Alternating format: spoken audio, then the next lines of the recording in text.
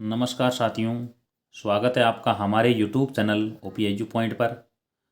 आज हम पढ़ रहे हैं कक्षा 10 की एक्सीलेंट देश वर्ग और विषय गणित। तो इसमें आपको एक पेपर का सॉल्यूशन करके दिया है और इसे आगे वाला पेपर हम आज शुरू करने जा रहे हैं।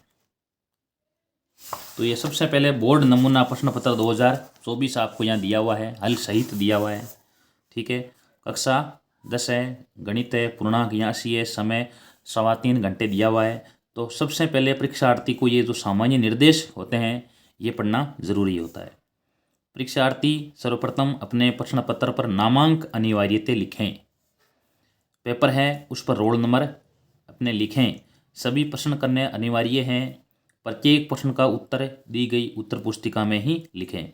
जो आपको दी जा रही है उसमें लिखें। जिन प्रश्नों के आंतरिक खंड है उन सभी प्रश्नों के उत्तर एक साथ लिखें।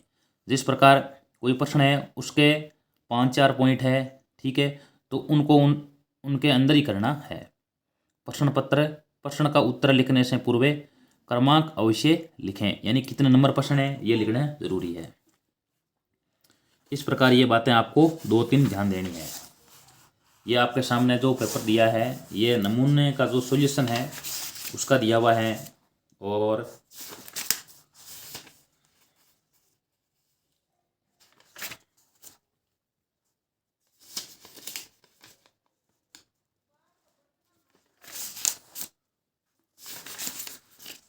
अब आगे है मॉडल पेपर 2, ठीक है, और पूर्णांक 80 है। अब ये शुरू करेंगे करना, देखो हम सवाल नंबर 1, निम्न वस्तुनिष्ठ प्रश्नों के उत्तर का सही विकल्प का चयन कर उत्तर पुस्तिका में लिखें। 2√3 एक है। √3 एक अपरिमेय संख्या होती है और 2 एक परिमेय संख्या होती है। तो परिमेय और अपरिमेय का जो गुणनफल होता है वो हमेशा अपरिमेय संख्या होता है। तो पहले का जो उत्तर आएगा वो आएगा 6। पहले का उत्तर 6। एक 3 घात वाले बहुपद के शून्यकों की अधिकतम संख्या हो सकती है। अगर अधिकतम घात एक 3 घात वाले, अधिकतम घात 3 है तो उसके शून्यक बनेंगे कुल 3। अधिकतम घात अगर 2 है तो उसका शून्यक 2 आते हैं। 4 छात्रों के सांख्यिकी में प्राप्तांक 53, 75, 42, 70 है तो प्राप्तांकों का समांतर माध्य होगा। समांतर माध्य का सूत्र होता है प्रेक्षणों का योग बटा प्रेक्षणों की संख्या। इनको जोड़ लेंगे, देखो ये 3 और 5, 8 और 2 10, 10 की सुम 1 हासिल हो रही है और ये 7 और 1 8 और 4 12, 12 और 5 17 और 7 24, ठीक है, ये 240। अब इसमें प्रेक्षणों की संख्या का भाग लगाएंगे, यानी इसमें किसका भाग देंगे, 4 का भाग देंगे। तो इसका उत्तर आ जाएगा बराबर में 240/4, यानी इसका उत्तर आ जाएगा 60। सवाल नंबर 4, के का वे मान ज्ञात करो जिसके लिए समीकरण निकाय x + y - 4 बराबर 0 तथा 2x + ky बराबर 3 का कोई हल नहीं होगा। कैसे करेंगे, देखो इसको यहाँ सबसे पहले आपको कोई हल नहीं होगा। सवाल ये लिखा है x + y बराबर में -4 बराबर में 0 लिखा हुआ, यह समीकरण 1 है। और 2x + ky और ये -3 बराबर में 0, ये समीकरण 2। अब लिखा है कोई हल नहीं होगा। कोई हल नहीं, हम सर जानते हैं, देखो कोई हल कब नहीं होता है, यानी a1/a2 तो बराबर होते हैं b1/b2 के, लेकिन c1/c2 बराबर नहीं होता। इस स्थिति में क्या होता है, इस स्थिति में समीकरणों का कोई हल नहीं होता। अब इसमें a1 का a2 का मान लिख दो। a1 का मान 1 है और a2 का मान 2 है, तो 1/2 यहाँ हो जाएगा 1/k, ठीक है। आगे हो जाएगा नॉट इक्वल -4/-3, ये प्लस का हो जाएगा 4/3। सबसे पहले ये फर्स्ट भाग है, ये सेकंड भाग है और ये थर्ड भाग है। फर्स्ट वे सेकंड से लेते हैं तो इनको वज्र गुणा करेंगे। ये भाग अगर 2 ही लेते हैं तो 1/2 बराबर 1/k, तो वज्र गुणा करेंगे तो यहाँ आ जाएगा बराबर में 2 बराबर में आ जाएगा के, यानी के का मान क्या होगा, के बराबर में 2 होगा। ठीक है, जब आप के का मान 2 लिखेंगे, के का मान 2 लिखेंगे, तब क्या होगा, इन समीकरणों का कोई हल नहीं होगा। अब यहाँ लिख कर देख सकते हो, यहाँ 1/2 और यहाँ पर भी 1/2, तो ये 1/2 1/2 और यहाँ आ रहा है 4/3, यानी 2 बराबर आ रहा है, 1 बराबर नहीं आ रहा है। तो यानी के का मान जब आप 2 लोगे तब क्या होगा, इन समीकरणों के कोई हल नहीं होगा। इसका उत्तर क्या बनेगा, देखो इसका उत्तर आ जाएगा दे -11 -15 -11 -7 49 का 9वां पद होगा। तो इसमें देखो जो 9वां पद आपको ज्ञात करना है। इसमें प्रथम पद क्या है, -15 है। इसका जो प्रथम पद लिखा है वो है माइनस का। और डी का मान कैसे ज्ञात करेंगे, देखो डी का मान होता है A2 - A1, यानी -15 में से -11 में से क्या करेंगे, -15 घटा लेंगे, यानी A2 - A1 होता है, A2 - A1। तो यह -11 और ये हो जाएगा प्लस का 15, यानी डी का मान आ रहा है 4, डी बराबर में है 4। तो अब 9वां निकालना तो हो जाएगा A प्लस 9वें पद को लिखते हैं A प्लस 8D। ए का मान -15 है, प्लस 8 × 4 -15 प्लस 32। तो शेष क्या बचेगा, देखो ये शेष बच जाएगा 17 बचेगा। तो यहाँ से ही उत्तर आ जाएगा, इसका से आ जाएगा। आगे वाला सवाल नंबर है 6। त्रिभुज ABC और DEF में, ठीक है, त्रिभुज आपको इस प्रकार दिया हुआ है ABC और DEF में। यहाँ ABC DEF, AB/DE, AB और D का अनुपात आपको बराबर दिया हुआ है, ठीक है। BC/FD, BC/FD लिखा हुआ है, BC यानी BC/FD। सबसे पहले आपको लिखा हुआ है AB और DE लिखा हुआ है, उसके बाद में लिखा है BC/FD लिखा हुआ है।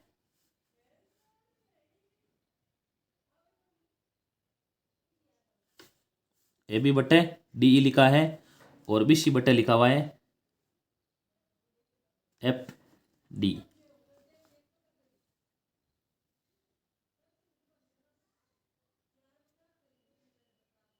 यानी आपको क्या करना है, ई लिखना है यहाँ उल्टा, ठीक है, और यहाँ लिखना है आपको DE, ठीक है।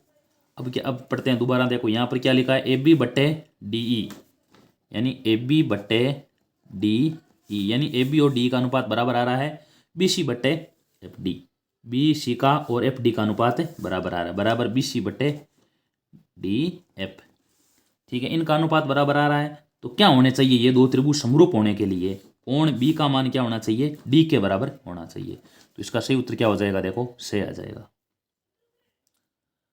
7वां लिखा है बिंदु 3 4 की x अक्ष से दूरी क्या होगी। x अक्ष से दूरी पूछते हैं तो y का मान लिख दो, इसका उत्तर आ जाएगा बराबर में 4। 8 coat square A minus cosec square 8 cosec square A बराबर है, इसमें से 8 को बार कॉमन ले लेना है, तो यहाँ शेष बचेगा coat square A minus cosec square A, ठीक है। सूत्र क्या होता है, 1 प्लस कोट स्क्वायर A बराबर में होता है कोसेक स्क्वायर A। तो कोट स्क्वायर A अपनी जगह रहने दो, माइनस का कोसेक स्क्वायर A आ जाएगा, और बराबर में A का होगा पक्षांतरण -1, यानी इसका मान आ रहा है -1 आ रहा है, इसको 8 से गुणा करेंगे तो आ जाएगा -8। तो इसका सही उत्तर आ जाएगा से आ जाएगा। आगे वाला करते हैं। निम्न आकृति में अच्छी तरह से तनी हुई 20 मीटर लंबी रस्सी भूमि पर सीधे लगे खंभे के शिखर से बंधी है। यदि भूमि स्तर के साथ रस्सी द्वारा बनाया गया कोण 30 डिग्री है तो खंभे की ऊंचाई ज्ञात करो। खंभे को आप क्या मान सकते हो, h मान सकते हो, खंभे को मान सकते हो h। तो यहाँ हो जाएगा लंब बटे कर्ण का मान दिया है, लंब बटे कर्ण। तो लंब बटे कर्ण किस में मान होता है, देखो लंब बटे कर्ण सूत्र होता है साइन थीटा, यानी साइन 30, और साइन 30 का मान होता है 1/2।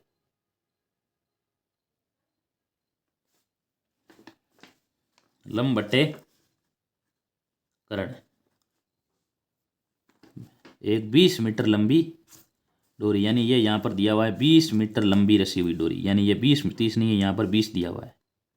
उधर गुणा करेंगे 2h का मान आ जाएगा, 2h बराबर में 20 आ जाएगा, h का मान आ जाएगा यहाँ पर 10 आ जाएगा। यानी ये डोरी है मान दी हुई है, ये 20 मीटर है, यहाँ पर पहले 30 लिखा है लेकिन यहाँ पर 20 है। उसके बाद में आगे है 6 4 7 पी तथा 10 का मध्य 8 है, तो पी का मान ज्ञात करो। तो 6 इनको जोड़ना है। मध्य का सूत्र क्या होता है, देखो मध्य बराबर होता है प्रेक्षणों का योग बटे प्रेक्षणों की संख्या। तो मध्य आपको यहाँ पर 8 दिया हुआ है, बराबर में मध्य प्रेक्षणों का योग करो, 6 + 4 + 7 + पी + 10 बट्टे यह आ जाएगा 5। वजर गुणा करेंगे तो ये जोड़ो 10 17 17 और 10 हो रहे हैं 27, 27 + पी बराबर में आ रहा है 40 आ रहा है।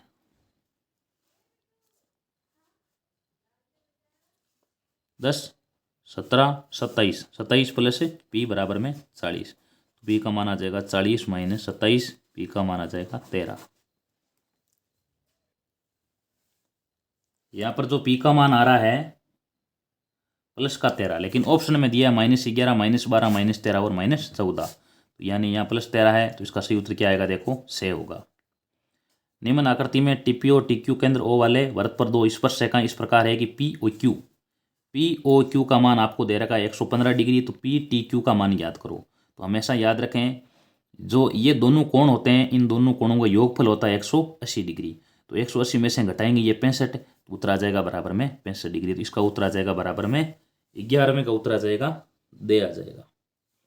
12वां लिखा है 12 पाई घन सेंटीमीटर आयतन वाले गोले की त्रिज्या क्या होगी। गोले का आयतन सूत्र होता है 4/3 pi r cube, pi r cube बराबर में दे रखा है 12 पाई, पाई से पाई कट जाएगा तो आर की घात 3 का मान आ जाएगा 12 × 3/4, 4/3 पाई आर, आर की घात 3 बराबर 12, आर की घात 3 का मान आ जाएगा बराबर में आर की घात 3 का मान 9। ठीक है, तो आप यहाँ लिख दोगे आर की घात 3 बराबर, इसको आप 3 की घात 2 लिख सकते हो। अब ये आर का मान क्या आ जाएगा, देखो 3 की घात आ जाएगा, 3 की घात 2 है, इसकी घात आ जाएगा 1/3, यानी इसका घनमूल, घात पर घात घातें गुणा हो जाएगी, तो इसका उत्तर आ जाएगा 3 की घात 2/3, यानी इसका उत्तर आ जाएगा बराबर में 6 आ जाएगा। और किसी वृत्त का त्रिज्यखंड उस वृत्त का चतुर्थांश है, तो त्रिज्यखंड में केंद्र पर बनने वाले कोण की माप क्या होगी। सब जानते हैं जब वृत्त के चतुर्थांश की बात की जाती है, यानी वृत्त को जब 4 भागों में बांट देते हैं, तो जो प्रत्येक कोण का मान होता है उस कोण का मान आ जाता है यहाँ पर बराबर में 90 डिग्री। तो 13वें का उत्तर आ जाएगा हमारे ए आ जाएगा। एक थैले में 3 लाल 5 काली और 7 सफ़ेद गेंद है। इस थैले में से एक गेंद ज़्यादा से निकल जाती है, गेंद काली नहीं की प्रायिकता। अब गेंद कितनी काली है और कितनी काली नहीं है, 5 तो काली है और 10 काली नहीं है, तो कुल कितनी गेंदें हैं, कुल गेंदें हैं 15। तो प्रायिकता हो जाएगी बराबर में 5 काली है 10 काली नहीं है, तो इसकी प्रायिकता हो जाएगी बराबर में 10/15, यानी इसका मान आ जाएगा 2/3। 2/3 कौन से में आया हुआ है, देखो इसका उत्तर आ जाएगा बराबर में दे आ जाएगा। ठीक है, अब आगे करते हैं। इसके बाद में सवाल नंबर है 15वां। यदि 1/x + 2 1/x + 3 1/x + 5 समांतर श्रेणी में हो तो x का मान होगा। समांतर में श्रेणी में होते हैं तो हमेशा याद रखना चाहिए a2 - a1 का मान a3 - a2 के बराबर होता है। ठीक है, यानी a2 - a1, ये देखो a2 का मान है, a2 - a1 बराबर a3 - a2, ये देखो a3 का मान है। ये दोनों मान इस प्रकार बराबर होते हैं। तो क्या करेंगे, इनको हल करेंगे और हल करने के बाद में हमारे x का मान प्राप्त हो जाएगा। तो यहाँ इनका लघुत्तम क्या आएगा, देखो लघुत्तम आएगा x + 3 और x + 2। यहाँ इनका लघुत्तम आएगा x + 5 और x + 3। इस पूरी संख्या में इनका भाग लगाएंगे x + 3 का, तो x + 2 बार इसको 1 से गुणा करेंगे x + 2। इस पूरी संख्या में x + 2 का भाग देंगे, शेष बचेगा x + 3। इसको -1 से गुणा करेंगे तो -x और -3 आ जाएगा। अब ये देखते हैं, इस पूरी संख्या में x+5 का भाग देते हैं तो शेष बचेगा x+3, और अगर x+3 का भाग दें तो शेष बचेगा x+5। तो यहाँ -x और -5 कट गया, ये भी कट गया। ठीक है, अब देखो ये x+3 यहाँ गुणा में, अगर भाग में गुणा में भेजेंगे तो ये भी आपस में कट जाएगा। तो यहाँ क्या बचेगा, देखो यहाँ तो बचेगा -1 बट्टे x+2, यहाँ बचेगा -2 बट्टे x+5, माइनस माइनस प्लस, इनको गुणा करो, 2x+4 यानी 2x+4 किसके बराबर आएगा, x+5 के बराबर आएगा, x+5 के बराबर।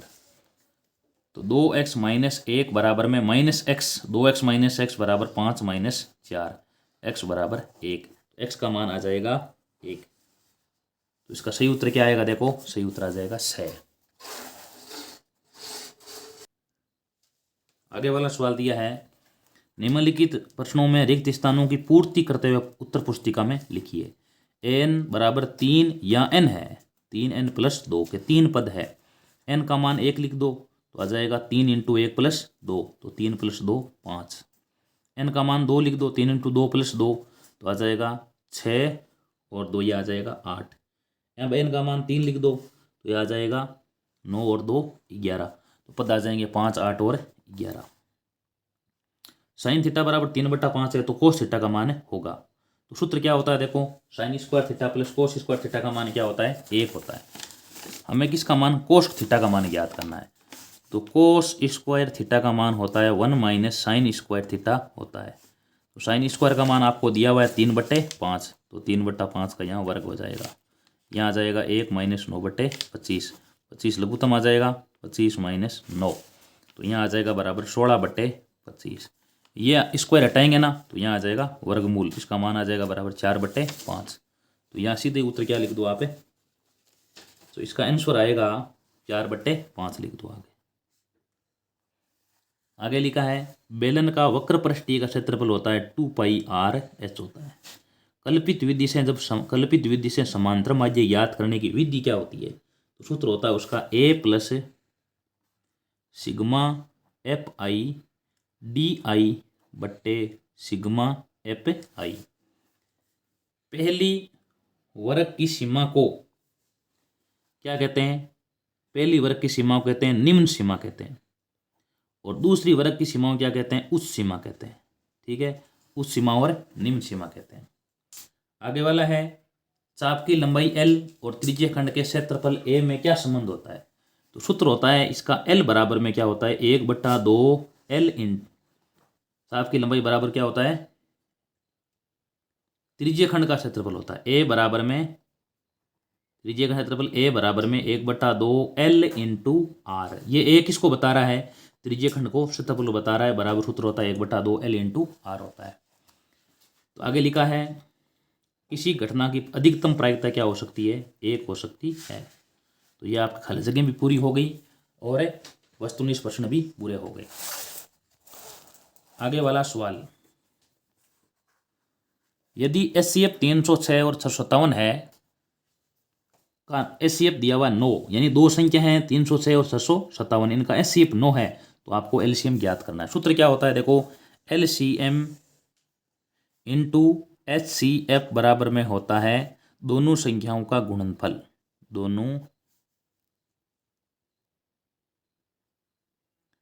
दोनों संख्याओं का गुणनफल। ठीक है, अब यहाँ पर आपको LCM ज्ञात करना है। HCF दिया है 9, तो 9 × LCM बराबर में 306 × 657, तो LCM का मान आ जाएगा बराबर में 306 × 657/9 आ जाएगा। अब 9 का भाग लगाएंगे तो यहाँ आ जाएगा 3 और 4। अब आपको उत्तर ज्ञात करना है 34 × 657, इसका उत्तर आ जाएगा 22,000, 22, 33 और 8 आ जाएगा, ये इसका आंसर है। देखो तो ये हो गया आपके तीसरा। द्विघात बहुपद x² - 6x के शून्यकों का गुणनफल है, शून्यकों का गुणनफल। सूत्र क्या होता है गुणनफल का, शून्यकों का गुणनफल बराबर में होता है सी बट्टे ए। इसमें सी का मान क्या है, देखो सी का मान इसमें नहीं है, सी का मान है 0 और ए का मान है 1। इसका उत्तर आएगा बराबर में 0 आ जाएगा। तो दूसरे का उत्तर क्या बन जाएगा, 0। 1 बिन 1/3 हो जाती है जब उसके अंश और अंश में से 2 घटाते हैं। ठीक है, तो बिन आपको पता नहीं है तो इसमें बिन में अंश मान लेते हैं x, माना अंश बराबर में x और हर बराबर में y। तो बिन हो जाएगी आपके बिन बराबर में x बट्टे y जब उसके अंश से 2 घटाते हैं। अंश कहाँ है, देखो x माइनस 2 बट्टे वाई बराबर बिन क्या बनती है, 1/3 बनती है। अब इनको वज्र गुणा कर लो तो ये आ जाएगा 3x माइनस का 6 बराबर में y। तो इसका आ जाएगा 3x माइनस वाई माइनस 6 बराबर 0। यही एक बिन प्राप्त होती है, 3x माइनस वाई माइनस 6 बराबर 0।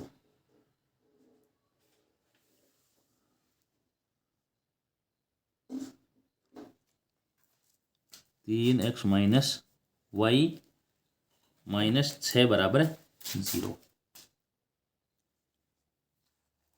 आगे वाला सवाल है, दी गई आकृति में कोण डी बराबर कोण ई है, यानी ये डी का मान किसके बराबर दिया हुआ है, ई के बराबर है।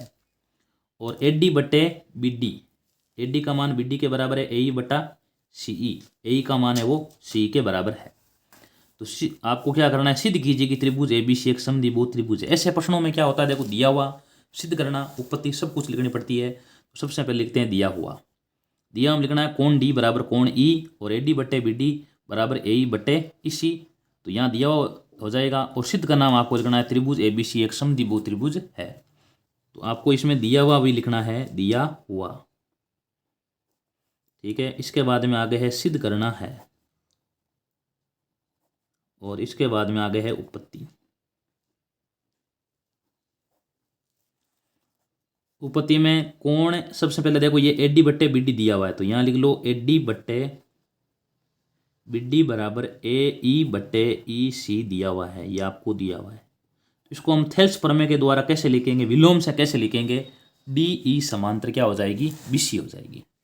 ठीक है, तो यहाँ लिख दो डी ई समांतर बी सी। यहाँ लिख देंगे थेल्स प्रमेय के विलोम से,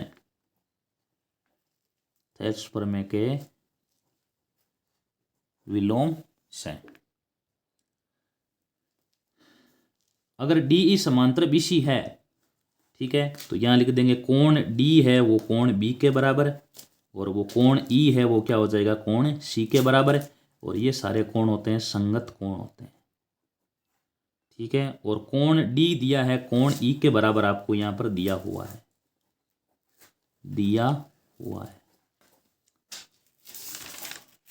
ठीक है, देखते हैं, देखो कोण डी और ई बराबर है, यानी डी का मान और ई के बराबर है, डी और बी बराबर है, ई और सी बराबर है। तो ध्यान करना बी और सी भी आपस में दोनों क्या हो जाएंगे, बराबर हो जाएंगे। अतः कोण बी बराबर कोण सी, अतः कोण बी बराबर कोण सी हो जाएगा। अब यहाँ देखते हैं, यदि एक त्रिभुज के दो कोण अगर बराबर होते हैं तो उनकी सम्मुख भुजाएं भी क्या होती है, बराबर होती है। तो यहाँ लिख देंगे कोण सी की सम्मुख भुजा ए बी और कोण बी की सम्मुख भुजा ए सी, यानी ए बी बराबर में ए सी।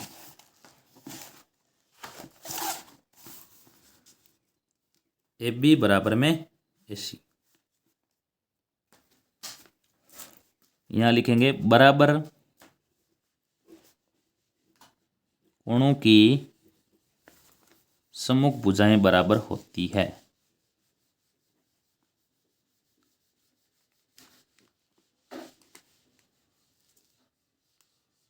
बराबर होती है। और यदि एक त्रिभुज के दो कोण बराबर हो तो सम्मुख भुजाएं बराबर हो गई, और दो भुजाएं बराबर होती है तो वो एक समद्विबाहु होता है। त्रिभुज ए बी सी एक समद्विबाहु त्रिभुज है, यही आपको सिद्ध करना है, समद्विबाहु त्रिभुज है। बिंदु 0 0 5 -3 को जोड़ने वाले रेखाखंड के मध्य बिंदु का निर्देशांक ज्ञात करो। ये मान सकते हैं ए बी, ठीक है, और यहाँ मान सकते हो सी। ये 0 0 है और ये 5 माइनस 3 है। मध्य बिंदु के निर्देशांक, मध्य बिंदु के निर्देशांक x बराबर में होता है x1 प्लस x2 बट्टे 2। तो यहाँ आ जाएगा 0 प्लस 5 बट्टे 2 यानी 5 बट्टे 2 आ जाएगा। y का मान y1 प्लस y2 बट्टे 2, 0 माइनस 3 बट्टे 2 बराबर आ जाएगा माइनस 3 बट्टे 2। ये x1 y1 है और ये x2 और y2 है। एक ठोस अर्धगोले का संपूर्ण पृष्ठीय क्षेत्रफल 462 वर्ग सेंटीमीटर है, तो इसकी त्रिज्या ज्ञात करो। अर्धगोले का संपूर्ण पृष्ठीय आपको 462, सूत्र क्या होता है? अर्धगोले का संपूर्ण पृष्ठीय का सूत्र होता है 3πr² बराबर 462 है। तो 3 × 22/7 × r² बराबर 462 होता है। तो यहाँ r² का मान आ जाएगा बराबर 462 × 7 बट्टे 3 × 22। ठीक है, 22 से कट जाएगा ये, ठीक है, और ये कट जाएगा। r² का मान क्या होगा? गुण 50 होगा। r बराबर में √50, तो r का मान आ जाएगा आपके 7 आ जाएगा। ये इसका आंसर है। 7वां दे रखा है 1 सेंटीमीटर त्रिज्या तथा समान ऊंचाई वाले शंकु का आयतन ज्ञात करो। शंकु की त्रिज्या बराबर शंकु की ऊंचाई, ये बराबर है, बराबर 1 सेंटीमीटर है। आपको ज्ञात क्या करना है? शंकु का आयतन। शंकु का आयतन 1/3 πr²h। तो यहाँ हो जाएगा 1/3 और पाई का मान 22/7, आर का मान 1 × 1 और एच का मान भी 1। हल करेंगे इसको, आ जाएगा 22/21, आगे लिख दो सेंटीमीटर स्क्वायर। 8वां है एक वृत्त की त्रिज्या 7 सेंटीमीटर है तथा एक चाप द्वारा केंद्र पर अंतरित कोण 60 डिग्री है, तो इस त्रिज्य खंड का क्षेत्रफल ज्ञात करो। एक वृत्त की त्रिज्या 7 सेंटीमीटर है, आर का मान है 7, थीटा का मान है 60 डिग्री। त्रिज्य खंड का क्षेत्रफल ज्ञात करो। त्रिज्य खंड का क्षेत्रफल πr² थीटा बट्टे 360, 22/7 × 7 × 7 × 60 बट्टे 360। ये 6 बार, ये 3 बार, ये 11 बार, तो मान आ जाएगा इसका 77/3 सेंटीमीटर स्क्वायर। एक मीनार की छाया उसकी ऊंचाई से दुगुनी है। मीनार की छाया वो ऊंचाई से दुगुनी दी हुई है, ये मान सकते हैं। ये मीनार है और ये इसकी छाया है, ये ABC, ठीक है। ये मीनार अगर ये है तो इसकी ऊंचाई हो जाएगी 2x। ये कोण 90 डिग्री का है, तो आपको इस कोण का मान उन्नयन कोणीय थीटा का मान आपको पूछा गया है, ठीक है। तो आप लिख दो लंब बट्टे आधार, लंब बट्टे आधार बराबर में हो जाएगा tan थीटा। लंब का मान क्या है? देखो यहाँ पर लंब का मान आपको यहाँ पर दे रखा है x, आधार का मान 2x बराबर में आ जाएगा tan थीटा। तो यहाँ 1/2 आ जाएगा। थीटा, tan थीटा का मान आ रहा है tan थीटा बराबर में 1/2, थीटा का मान आ जाएगा tan इनवर्स 1/2। ये इसका आंसर है। आगे वाला करते हैं। सवाल नंबर 10। निम्न आकृति में अच्छी तरह से तनी हुई 20 मीटर लंबी रस्सी भूमि पर सीधे लगे खंबे के शिखर से बंधी हुई है। यदि भूमि इस तरह के रस्सी द्वारा बनाया गया कोण 30 डिग्री का है तो खंबे की ऊंचाई ज्ञात कीजिए। इसको x मान लो। त्रिभुज ABC में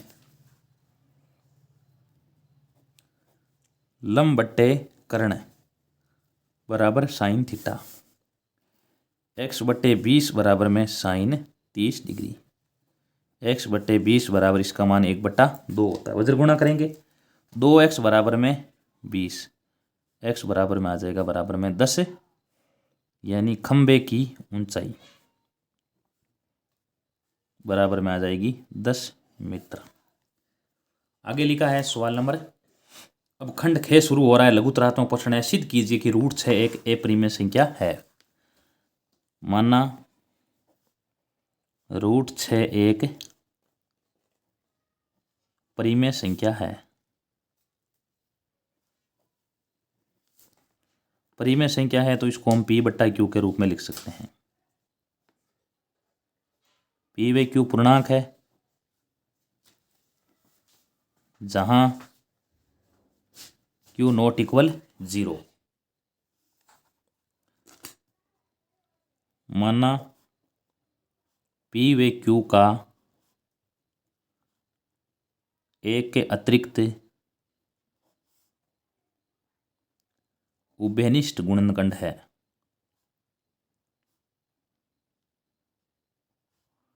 उसे p व q से विभाजित करने पर रूट 6 बराबर अब लिख देंगे a बट्टे b। a व b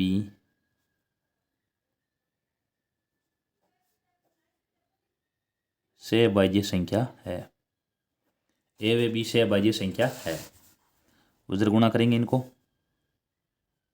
a बराबर में रूट 6 b, दोनों पक्षों का वर्ग करने पर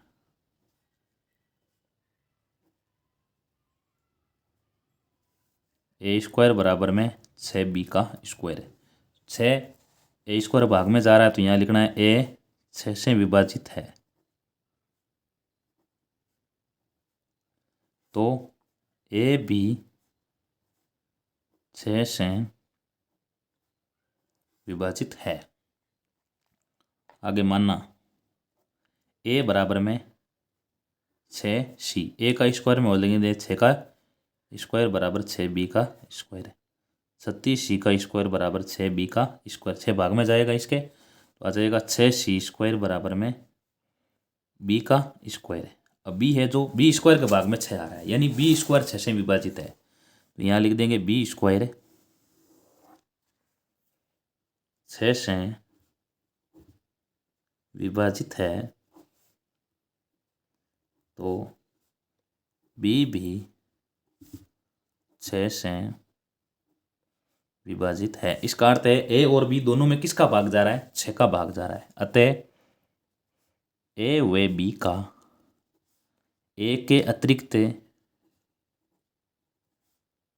उभयनिष्ठ गुणनखंड 6 है।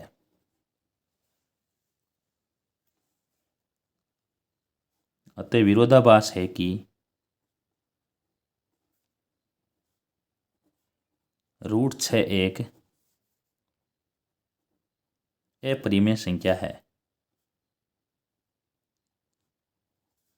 हमारी कल्पना गलत थी।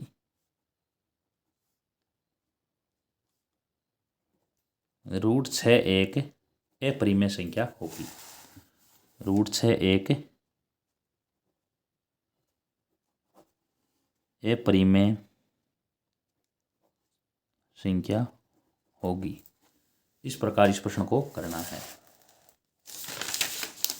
आगे करते हैं, द्विघात बहुपद x square plus x minus 2 के शून्यक ज्ञात करो और शून्यक व गुणाकों के बीच के संबंध की सत्यता की जांच करो। पहले टुकड़े करते हैं इसको।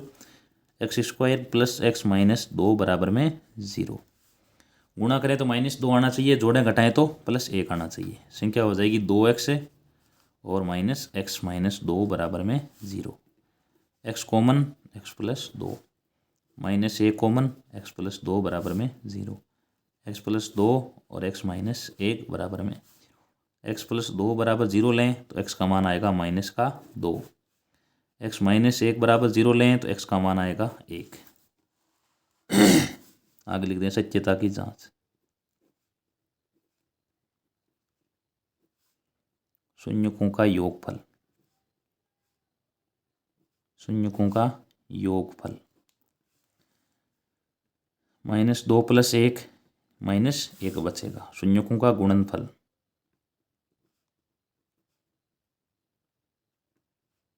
बराबर में -2 इंटू 1 बराबर -2। अब यहाँ आगे क्या करेंगे, सूत्र से करेंगे, सूत्र से संयुग्मों का योग,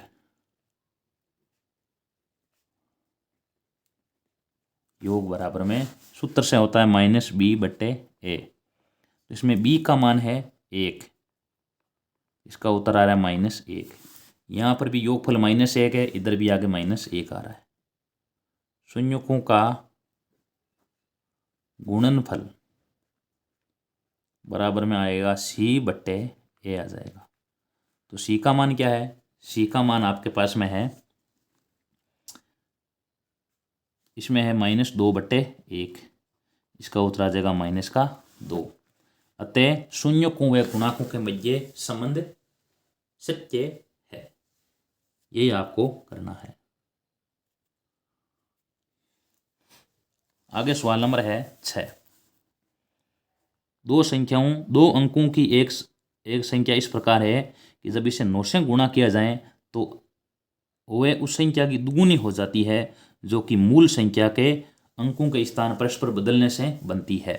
यदि संख्या के दोनों अंकों का अंतर 7 हो तो मूल संख्या ज्ञात करो। तो 2 अंक की संख्या है तो इसका इकाई और दाई अंक है, तो मानना इकाई अंक बराबर में x और दाई अंक बराबर में y।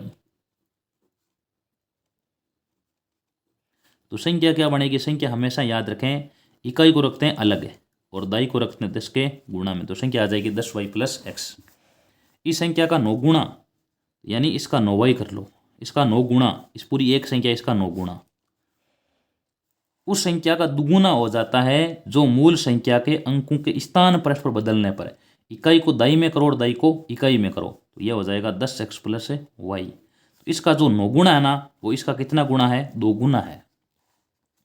तो यह हो जाएगा देखो 90y + 9x बराबर 20x + 2y।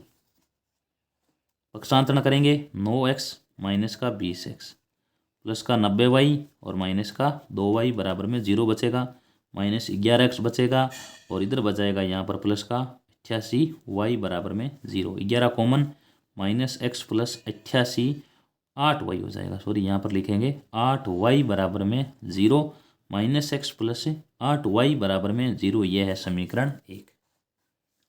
दोनों अंक संख्याओं के अंकों का अंतर यानी घटाओ x - y बराबर 7 समीकरण 2 आ रहा है। अब समीकरण 1 और 2 आप विलोपन विधि के द्वारा हल कर लो। तो समीकरण 1 तो यह है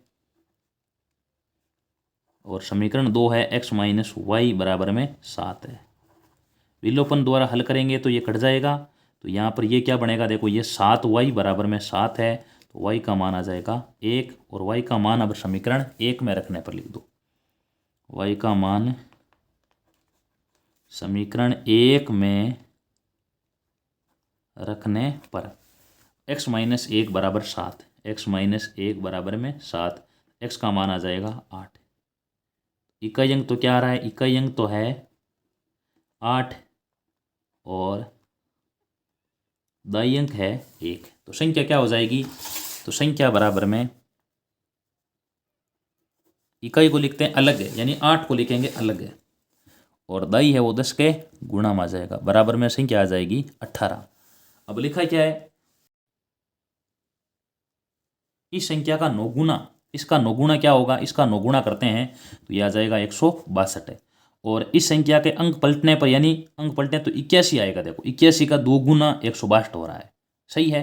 तो उत्तर की जांच भी हमारी होगी, यानी इस संख्या का जो 9 गुना होगा वो इस संख्या के अंक पलटने से बनी संख्या का दुगुना है।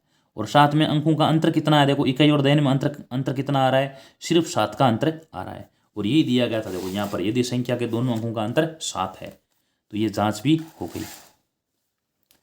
आगे सवाल नंबर 7। एडी और पीएम त्रिभुज एबीसी और पीक्यूआर के क्रम से माध्यिकाएं हैं। त्रिभुज एबीसी और पीक्यूआर आपको दोनों समरूप दिए हुए हैं, तो ये सिद्ध करना आपको है। इस प्रकार 2 चित्र बना लें।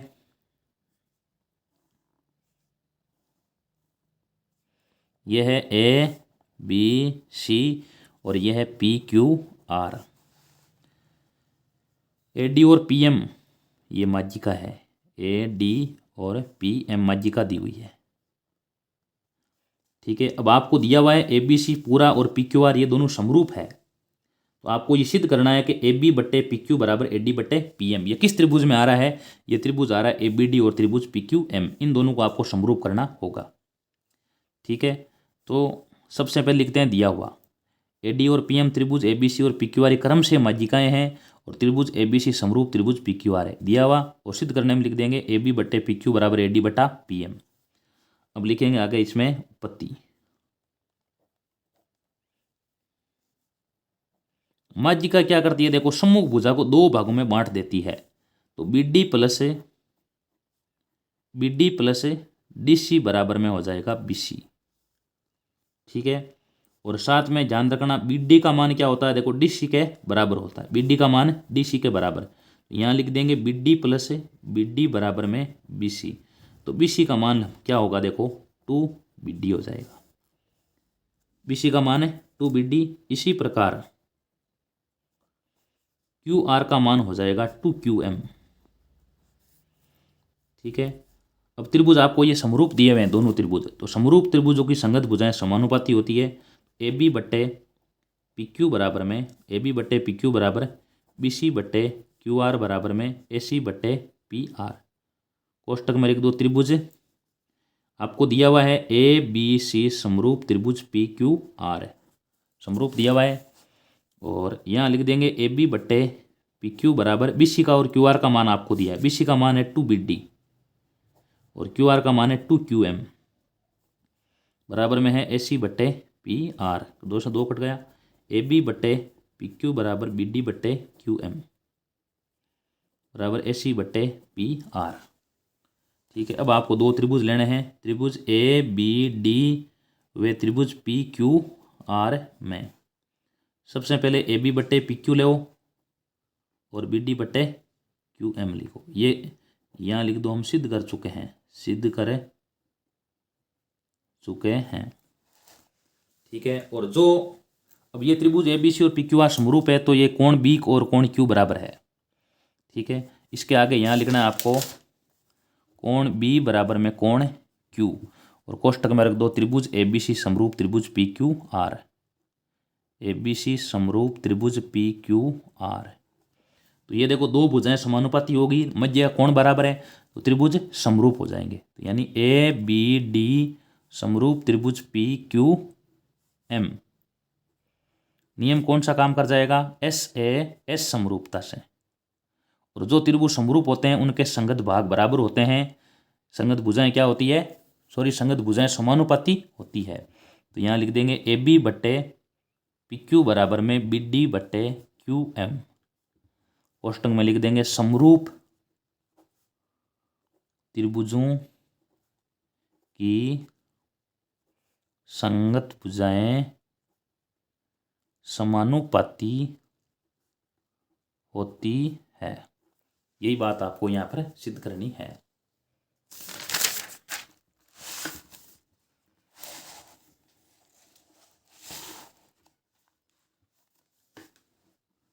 अब आगे कर रहे हैं सवाल नंबर 8।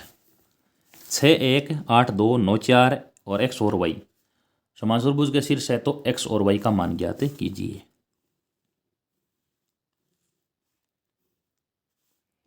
ए बी सी और डी इसके जो विकिरण होते हैं ना वो क्या करते हैं? एक दूसरे को समद्विभाजित करते हैं, यानी इनका जो ये बिंदु होगा वो एक ही होगा। तो यहाँ 6 और 1 दिया है, यहाँ 8 और 2 लिखा है, यहाँ 9 और 4 लिखा है और यहाँ x और y लिखा है। एसी के मध्य बिंदु O के निर्देशांक। ठीक है,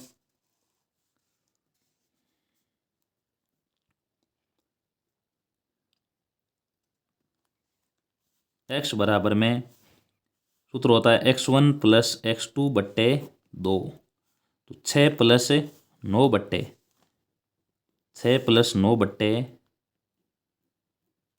9 बट्टे 2 यानी आ जाएगा 15 बट्टे 2।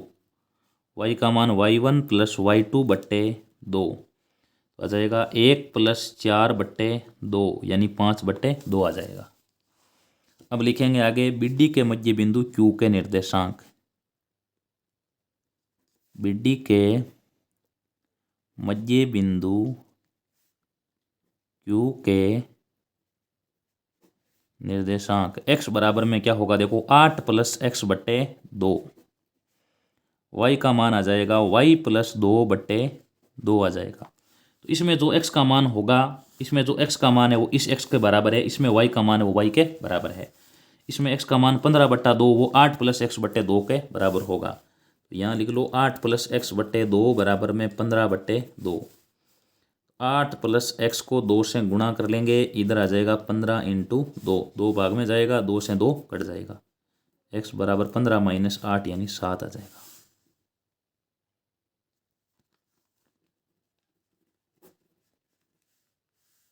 इसमें 5/2 के बराबर होगा। वज्र गुणा करेंगे तो 2 से 2 कट जाएगा, y बराबर आ जाएगा 5 - 2 यानी y का मान आ जाएगा बराबर में 3।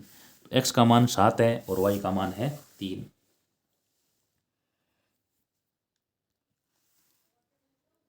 सवाल नंबर 9 लिखा है sin θ + sin² θ बराबर 1 हो तो सिद्ध कीजिए कि cos² θ + cos की घात 4 θ बराबर 1। तो यहाँ लिख देंगे sin θ बराबर में लिख देंगे 1 - sin² θ। पक्षांतरण करेंगे इसका, sin θ का मान आ जाएगा बराबर में cos² θ आ जाएगा। अब यहाँ लिखेंगे cos² अपनी जगह रहने दो, प्लस ये cos की घात 4 है, इसको आप ऐसे लिख दो cos² θ की घात 2 लिख दो। सिद्ध करना है आपको ये, तो cos² θ। अब cos² θ का मान आपने यहाँ लिखा था sin θ, तो यहाँ आ जाएगा sin² θ। इसका मान क्या होता है, 1 होता है। ये हमने यहाँ पर सिद्ध कर दिया है। एक ऊर्ध्वाधर मीनार 37 तल पर खड़ी है तथा उसके ऊपर एक 6 मीटर ऊंचा झंडा लगा हुआ है। तल के किसी बिंदु से झंडे के पात तथा शिखर के उन्नयन कोण क्रम से 30 डिग्री और 45 डिग्री है। तो आपको मीनार की ऊंचाई ज्ञात करो। क्या लिखा हुआ है, एक ऊर्ध्वाधर मीनार 37 तल पर खड़ी है। ठीक है, मान सकते हैं ये मीनार है, इसके ऊपर एक 6 मीटर झंडा लगा हुआ है। ये झंडे की जो ऊंचाई है वो 6 मीटर दी हुई है।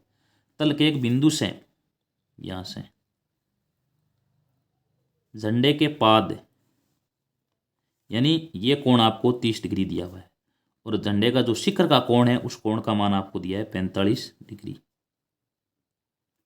A, B, C और D कोण का मान 90 डिग्री है। इसको x मान सकते हो, कुल हो जाएगा ये x + 6, इसको मान लो y। तो आपको मीनार की ऊंचाई यानी x का मान ज्ञात करना है। कैसे ज्ञात करेंगे, सबसे पहले आपको लिखना है त्रिभुज, पूरा त्रिभुज ले लो ACD में लंब बट्टे आधार बराबर में होता है tan θ। पूरे त्रिभुज में कोण का मान है 45, लंब का मान है 6 + x/y बराबर में tan 45। तो 6 + x बराबर में इसका मान 1, वज्र गुणा करेंगे तो 6 + x बराबर में आ जाएगा y। ठीक है, इसको लिख दो समीकरण 1। अब त्रिभुज ले BCD में लंब बट्टे आधार बराबर में tan θ। लंब का मान x है, आधार का मान y है, तो यहाँ लिख देंगे x/y। और थीटा का मान क्या है, देखो tan 30 डिग्री है, x/y बराबर 1/√3। ठीक है, तो यहाँ y का मान आ जाएगा y बराबर में x√3 आ जाएगा, x√3। ये समीकरण 2। a का मान समीकरण 2 में रखने पर, समीकरण a का मान y है, y का मान आप 6 + x है, तो 6 + x यहाँ y की जगह यहाँ रख दो, तो यहाँ आ जाएगा 6 + x बराबर में x√3 आ जाएगा। अब इसको आगे हल करेंगे। x√3 पक्षांतर करेंगे -x बराबर में आ जाएगा 6। ठीक है, x कॉमन आ जाएगा, √3 - 1 बराबर में 6, x बराबर आ जाएगा 6/√3 - 1। हरों का परिमीकरण करेंगे, √3 + 1 से गुणा, √3 + 1 से गुणा, तो यहाँ आ जाएगा 6 और √3 + 1। यहाँ सूत्र काम आएगा ए माइनस बी ए प्लस बी, तो ए स्क्वायर माइनस बी स्क्वायर यानी √3 का स्क्वायर 3 माइनस ए का स्क्वायर आ जाएगा। 6 कोष्टक √3 प्लस 1 और बट्टा 2, यहाँ पर ये 3 आएगा। अब √3 का मान होता है 1.732, अब एक में जोड़ेंगे तो आ जाएगा 2 पॉइंट, यहाँ उतराएगा 3 इंटू 2.732। अब 3 को गुणा करेंगे, इसका उत्तर आ जाएगा 8.19 मीटर, यानी अतः मीनार की ऊंचाई बराबर आ जाएगी 8.19 मीटर। आगे सवाल है, यदि एक बिंदु टी से ओ केंद्र वाले वृत्त पर 2 स्पर्शरेखाएं टी ए और टी बी खींची गई है। इस प्रकार एक वृत्त बना लें, इस पर 2 स्पर्शरेखाएं खींची गई है, ठीक है, टी ए और टी बी, ए और बी 70 डिग्री कोण पर झुकी हुई है, यानी इस पूरे कोण का मान आपको सूत्र दे रखा है। किसका मान पूछा है? ए ओ बी का, इसका मान पूछा गया, देखो, ठीक है। तो इन दोनों कोणों का जो योग होता है वो 180 डिग्री होता है। तो ए ओ बी प्लस कोण ए टी बी बराबर 180 डिग्री। तो कोण ए ओ बी प्लस इसका मान होता है, सूत्र दिया हुआ है आपको, बराबर 180 डिग्री। तो ए ओ बी बराबर में आ जाएगा, बराबर में घटाएंगे 180 माइनस 70 डिग्री, यानी आ जाएगा 110 डिग्री। ये इसका आंसर है। आगे दे रखा है सवाल नंबर 14। 14 सेंटीमीटर त्रिज्या वाले वृत्त के उस लघु वृत्तखंड का क्षेत्रफल ज्ञात करो जिसका केंद्रीय कोण 60 डिग्री है। वृत्तखंड का क्षेत्रफल बराबर सूत्र होता है पाई आर स्क्वायर थीटा बटे 360 minus 1/2 r square sine theta. Pi का मान 22/7 और आर का मान 14 इंटू 14, थीटा का मान 60 बट्टे 360 माइनस 1/2 आर स्क्वायर। आर का मान है 14 इंटू 14 इंटू आ जाएगा साइन 60। हल करेंगे, ये आ जाएगा 6। 14 इंटू 14 बट्टा 6 माइनस 1/2, 14 इंटू 14 इंटू √3/2, ठीक है। अब इसको क्या करेंगे, आगे पूरा हल करना है आपको।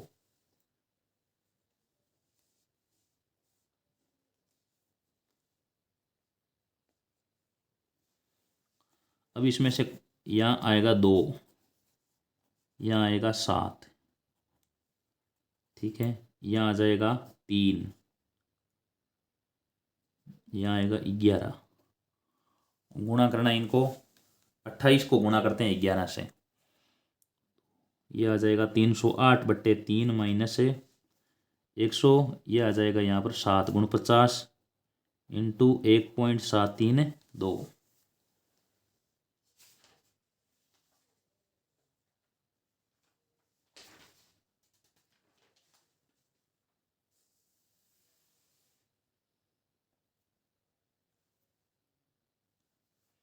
अब 308 में जो 3 का भाग जाएगा हो जाएगा 102.67 माइनस 49 को जब 1.732 से गुणा करोगे तो इसका आएगा 84.87।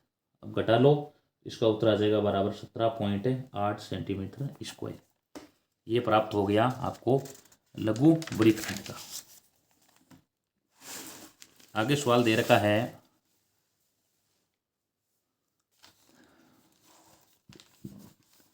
10 सेमी त्रिज्या वाले 10 सेमी भुजा वाले घनाकार ब्लॉक के ऊपर अर्धगोला रखा हुआ है। इस प्रकार बने ठोस का संपूर्ण पृष्ठीय क्षेत्रफल क्या होगा? जो घन की भुजा है वो क्या होगा? अर्धगोले का व्यास होगा, अर्धगोले का व्यास।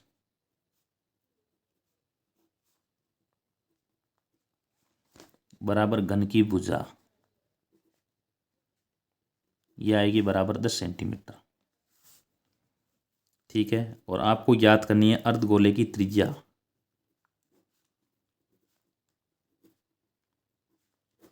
बराबर 10/2 यानी 5 सेंटीमीटर आ जाएगी। ठीक है, अब याद करना है ठोस का संपूर्ण पृष्ठीय क्षेत्रफल।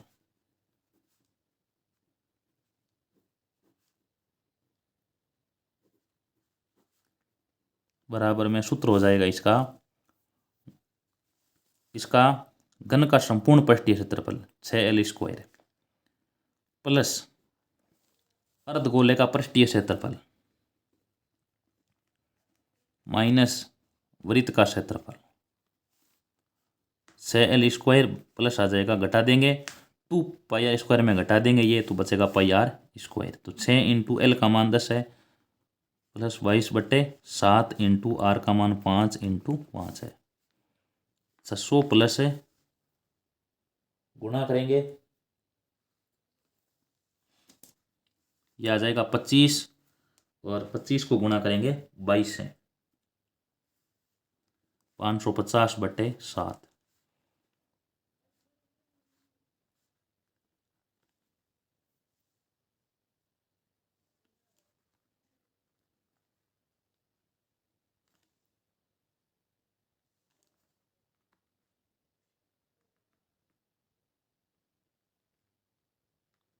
यह आ जाएगा 78.57। अब इनको जोड़ लेंगे, इसका उत्तर आ जाएगा बराबर 678.5। आगे दिया निम्न बंटन का बहुलक ज्ञात करो।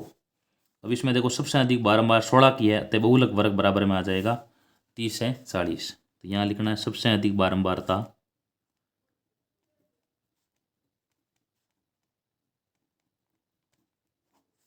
16 की है, अतः बहुलक वर्ग 30 से 40 होगा। ठीक है, अब क्या करेंगे आगे, सूत्र लगा देंगे बहुलक का। बहुलक बराबर में L plus F1 minus F0 बट्टे 2F1 minus F0 minus F2 और इनटू में H। L क्या है, देखो बहुलक वर्ग की निम्न सीमा है, तो यहाँ L का मान लिख दो। L बराबर में है 30। H है अंतराल, H का मान है 10। F1 का मान कितना है, F2 का मान कितना है और F0 का मान कितना है। ये देखो ये मान है F0 का, ये F1 का और ये F2 का। F0 का मान है 10, F1 का मान 16, F2 का मान है 12। सूत्र में मान रख देंगे। बहुलक बराबर में L का मान 30 प्लस F1 का मान है 16 माइनस 12 बट्टे 2 × 16 माइनस 12 माइनस 10 × 10। ये आ जाएगा देखो 4/32 माइनस 22, 32 माइनस 22, 32 माइनस 22 10 × 10 कट जाएगा। इसका उत्तर बराबर में क्या प्राप्त होगा, इसका उत्तर आ जाएगा बराबर में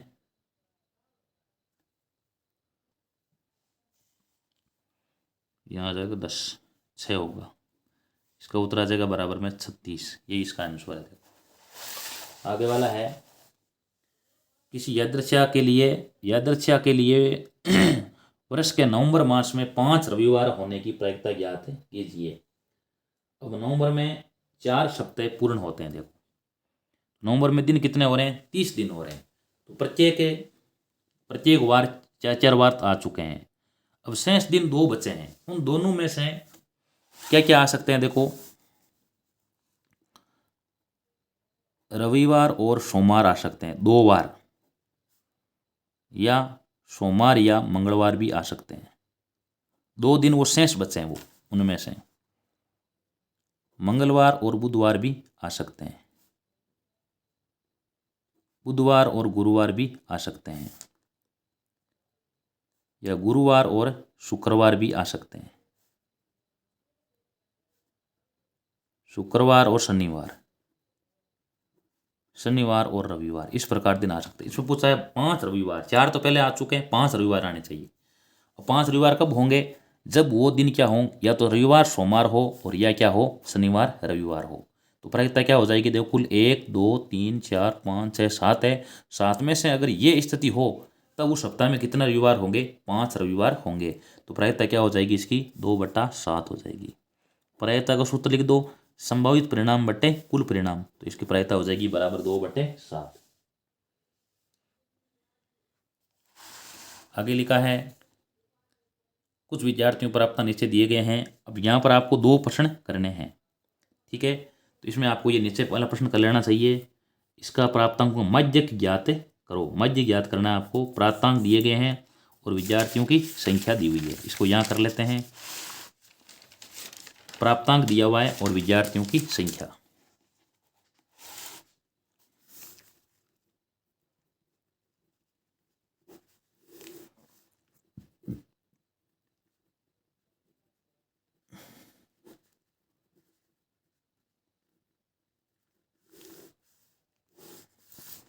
क्या हुआ आपको? देखो दिया हुआ है यहाँ पर है।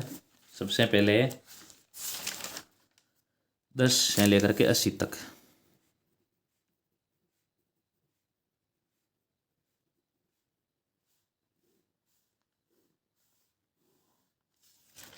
आगे दिया हुआ है 2, 8, 16, 26।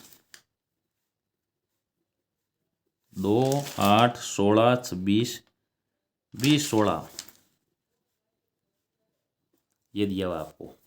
तो आपको मध्य ज्ञात करने के लिए एफ है और ये एक्स है। सीधे आपको क्या करना है? एफ एक्स करना है, यानी गुणा करना है इनको। ये आ जाएगा 20, ये आ जाएगा 160, ये 480 और ये आ जाएगा 1040 और ये आ जाएगा बराबर में 1000 और ये 960, ये 490 और ये आ जाएगा 320। अब इनको आपस में जोड़ देना है। एक तो आपको जोड़ना है सिग्मा एफ को जोड़ लेना है, एक आ जाएगा सिग्मा एफ एक्स, ठीक है।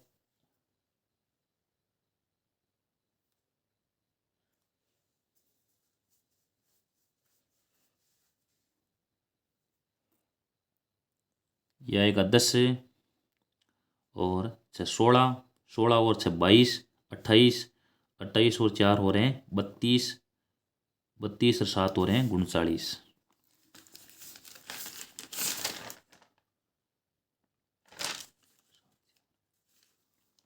10, 16, 6, 22, 28, 4, 32, 7, 39 का 9 आंच लगी 3, 4, 2, 6, 2, 8, 1, 9। ये हो रहा है 99 और इनको जोड़ेंगे तो सबसे पहले आएगा 0।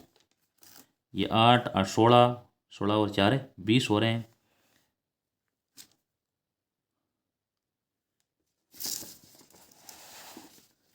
इनका जो योगफल आएगा वो आएगा 4470। अब सूत्र लगा देंगे मध्य बराबर में सिग्मा एफ एक्स बट्टे सिग्मा एफ। तो एफ एक्स का मान तो हो जाएगा 4470/99। अब इनको जोड़े, इनका भाग लगाएंगे तो इसका उत्तर आ जाएगा 45.15। ये इसका आंसर है। आगे वाला सवाल दिया गया है ए डॉट पी के। अब देखो एक तो ऊपर दिया हुआ है, इनके n में पद समान है और नीचे वाला है 22 पदों का योग ज्ञात करो जिसके d बराबर 7 है और 22वां पद 149 है। तो ये नीचे वाला सरल है, इसको कर लेना चाहिए। 22वां पद 149 यानी a 22 का मान आपको यहाँ पर 49 दिया गया है। तो सूत्र होगा यहाँ पर 149 दिया है। a 22 को लिखते हैं a + 21 d बराबर में 149। तो यहाँ पर a का मान आपको a लिख दो और d का मान दिया हुआ है 7। तो a बराबर आ जाएगा 149 - 147। a का मान आ जाएगा 2। अब इसमें 22 पदों का योग पूछा है यानी s 22 का मान निकालना है। सूत्र क्या होता है SN का? n/2 कोष्टक a + l। तो इसमें n का मान आपको दिया हुआ है 22 दिया है। तो यहाँ पर लिख दो s 22 बराबर में 22/2 कोष्टक 2 + 149। तो यहाँ पर 11 और यह हो गया 151। 11 को जब 151 से गुणा करेंगे, 11 का आंच लगी 1, 56 का आंच लगी 5, 11 और 5 16, ये हो जाएगा 1651। अब सवाल नंबर है, ये आपको 2 अथवाम दिए हैं तो नीचे वाला प्रश्न करेंगे तो ये ठीक रहेगा। सरल प्रश्न है ये। 5, 4 है, रेखा पी क्यू का मध्य बिंदु है। क्यू का निर्देशांक दिया है तो पी का ज्ञात कर सकते हैं। देखो ये पी है और ये वहाँ पर क्यू है और इसका मध्य बिंदु यहाँ पर के दिया हुआ है, निर्देशांक इसके 5 और 4 आपको दिए हुए हैं। और पी का याद करना है, क्यू का दिया है 2 और 3। ठीक है, तो सूत्र क्या होता है मध्य निर्देशांक का मध्य बिंदु का, x बराबर होता है x1 + x2 बट्टे 2। अब x का मान यहाँ 5 है, ये और निर्देशांक हो जाएंगे x1 और y1 का। तो x1 का मान x1 लिख दो, x2 का मान है 2 बट्टे 2। वज्र गुणा करेंगे इनको, x1 + 2 बराबर में 10 है, x1 का मान 10 - 2 यानी x1 का मान आ जाएगा 8। y का मान ज्ञात करेंगे, y1 + y2 बट्टे 2। और y का मान आपके है यहाँ पर 4 बराबर में y1 + 3 बट्टे 2। ठीक है, तो y1 + 3 बराबर में 8 और y1 के मान आ जाएंगे आपके 8 - 3 यानी 5 आ जाएंगे। तो बिंदु P के निर्देशांक बराबर में आ जाएंगे 8 और 5। ये इसका आंसर है।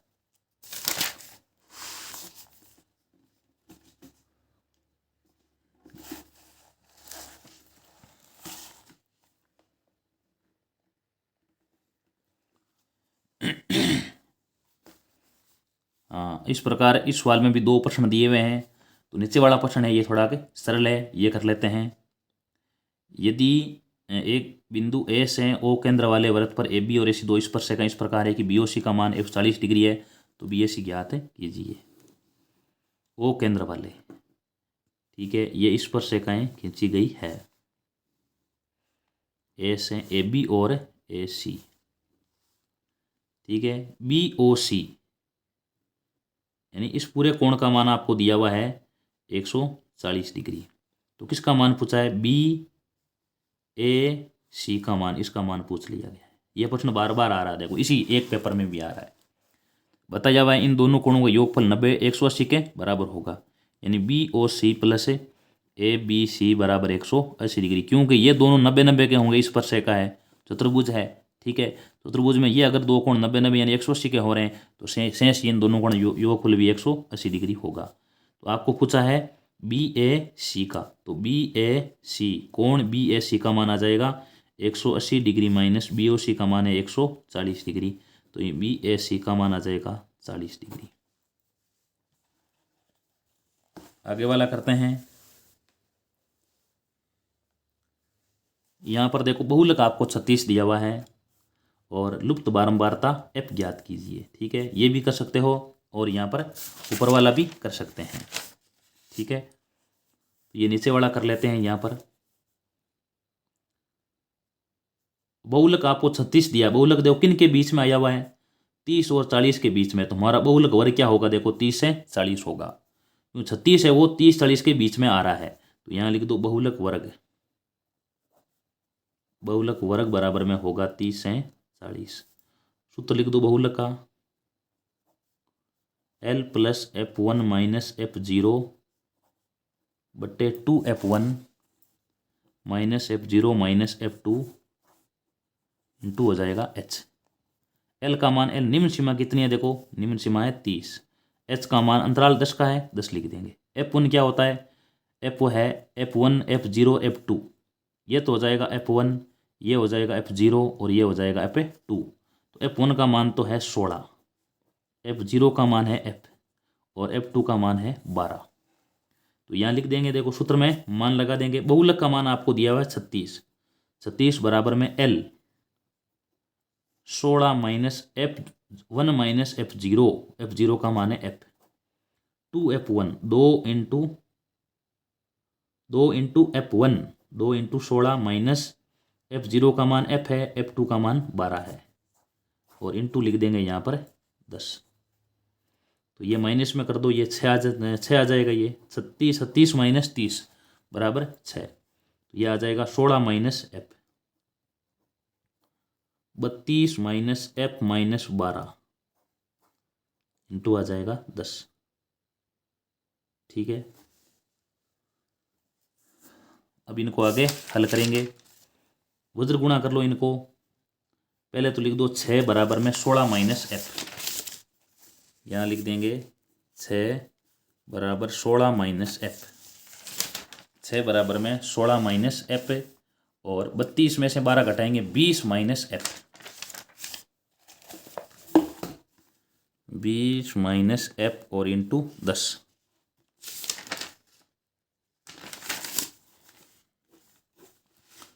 ठीक है, हल करेंगे इसको आगे तो यहाँ हो रहा है 120 माइनस 6 एफ बराबर 160 माइनस 10 एफ। 120 माइनस 160 बराबर में माइनस का 10 एफ प्लस का 6 एफ हो जाएगा। माइनस का 40 बराबर माइनस का 4 एफ कट जाएगा। 40/4 बराबर एफ और एफ का मान आ जाएगा 10। ये इसका आंसर है। अब इसके बाद में आगे और सवाल नंबर है नीचे वाला कर लेते हैं। यहाँ पर भी दो संख्याओं का योगफल तो है 48 और गुणनफल है उनका 432। तो यहाँ लिख दो बड़ी संख्या बराबर x, छोटी संख्या बराबर हो जाएगी 48 माइनस x। ठीक है, अभी ना गुणनफल क्या दिया हुआ है, x कोष्टक 48 माइनस x बराबर में दिया है 432। यानी गुणा करें इनको तो 432 आ रहा है। तो यहाँ आ रहा है 48x माइनस एक्स स्क्वायर बराबर 432 minus x square plus 48x minus का 432 बराबर में 0। माइनस का एक कॉमन ले लो तो यहाँ प्लस एक्स स्क्वायर माइनस का 48x प्लस का 432 बराबर में 0। एक्स स्क्वायर माइनस का 48x प्लस का 432 बराबर में 0। अब इस प्रकार टुकड़े करो, अगर इनको गुणा करें तब उत्तर क्या आना चाहिए। देखो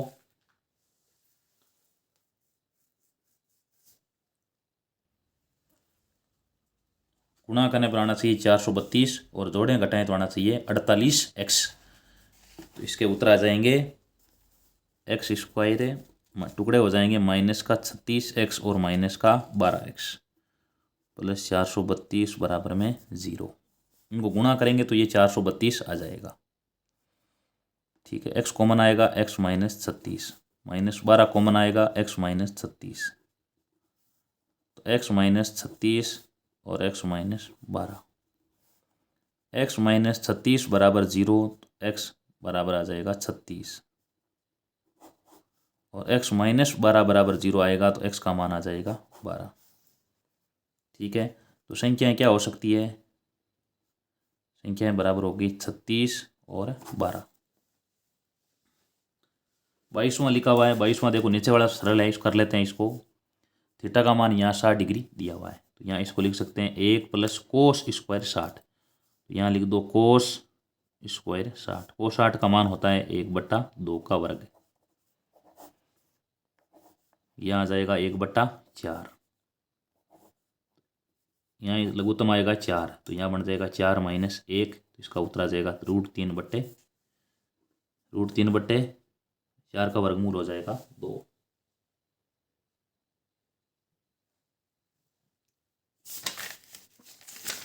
इस प्रकार ये सारे प्रश्न हमारे हो जाते हैं कंप्लीट। अगर वीडियो अच्छा लगा तो वीडियो को लाइक कीजिए, शेयर कीजिए और चैनल को सब्सक्राइब कीजिए।